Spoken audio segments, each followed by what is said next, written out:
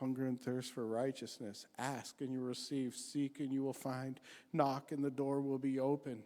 You think that you've put yourself in some prison and you built this yourself and you deserve it, so he's not going to set you free from it. You made your bed, lie in it. God helps those who help themselves.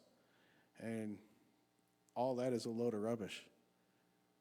God helps those who call on the name of the Lord. All who call on the name of the Lord shall be saved. That's the truth. All who call upon the name of the Lord. Moses worked some of the greatest miracles in Scripture. The humblest man who ever lived. He resists the proud, but he dwells with those who are humble and contrite and tremble at his word. The kingdom is a reality, and we can enter in. I'm going to try to finish this. We'll probably end in the middle of this section on the pure in heart. But I am going to take a little side journey briefly into blessed are the peacemakers, for they will be sons of God. Because you know how rabbit trails work and scriptures are connected. Well, it said pursue peace with all people. And because I had left originally, blessed are the peacemakers, for they shall be sons of God, out of my list because I was trying to save time and not have a 2-year-long sermon. But then Hebrews came up and I had to mention it. Blessed are the peacemakers, for they shall be sons of God. I love it. Matthew, I want to be a peacemaker. Pursue peace with all people. How do I become a peacemaker? Matthew 5:43 through 45. You see, I'm trying to go through the Sermon on the Mount, but not straight through, but kind of in circles and connecting dots and taking little journeys. We're trying to enculturate this into our life.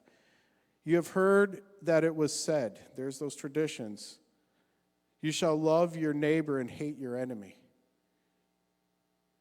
But I say to you, love your enemies. Bless those who curse you. Do good to those who hate you. And pray for those who spitefully use you and persecute you, that you may be sons of your Father in heaven. For he makes his sun rise on the evil and the good and sends rain on the just and unjust. But I want you to see something here about exploring Scripture, because we're hungering and thirsting for the kingdom. When you're reading Hebrew and it says, pursue peace with all people, and your mind starts to think, man, that sounds like blessed are the... When you start to think of the Beatitudes as like the 10 commandments, although not technically 10, but the commandments of the new covenant reality. You read the rest of Scripture and everything connects back, right? That would be appropriate.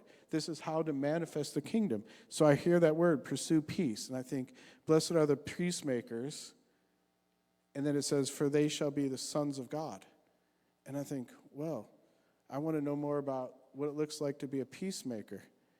But that passage there didn't seem to mention peacemakers, did it? But it mentioned that you may be sons of your Father in heaven. So if the peacemakers are sons of God, then what does the Son of God look like who is a peacemaker? See how you explore Scripture? It's pretty interesting, isn't it? Blessed are the peacemakers, for they shall be sons of God.